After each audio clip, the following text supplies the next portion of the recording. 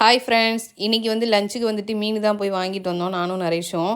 So நான் second shift இருக்கனால போயிட்டு ஏதாவது வாங்கிட்டு வந்துடுவோம். ஃபஸ்ட் ஷிஃப்ட் இருக்கனால தான் நான் தான் போய் எல்லாத்துக்கும் வர வேண்டியதாக இருக்கும். கறி வாங்குறதுனாலும் மீனை வாங்குறதுனாலும். ஸோ செகண்ட் ஷிஃப்ட்னாலும் எனக்கு அந்த வேலை மிச்சமாயிருச்சு. வண்டியில் போயிட்டு நானும் அவனும் போய் வாங்கிட்டு வந்தோம். இன்றைக்கி மீன் விலை என்னென்னு தெரில, ரொம்ப கம்மியாக தான் இருந்துச்சு.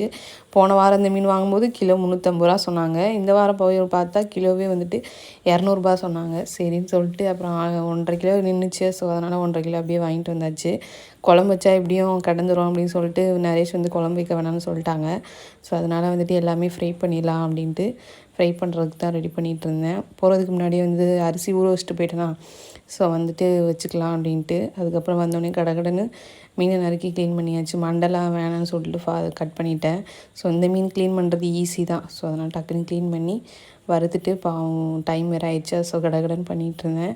அதுக்கப்புறம் தக்காளி தொக்கு தான் பண்ணேன். சரி தக்காளி தொக்கு வச்சு சாப்பிட்டுக்கலாம் அப்படின்ட்டு தக்காளி இருந்துச்சு. ஸோ அதனால் தக்காளி தொக்கு வச்சா நைட்டுக்கும் ஆகிரும் அப்படின்ட்டு அதை ரெடி பண்ணிட்டேன். சரி அவங்க கஞ்சி வச்சுட்டு மீன் வறுத்து கொடுத்தேன். ஸோ அதையே சாப்பிட்டு போயிட்டாங்க.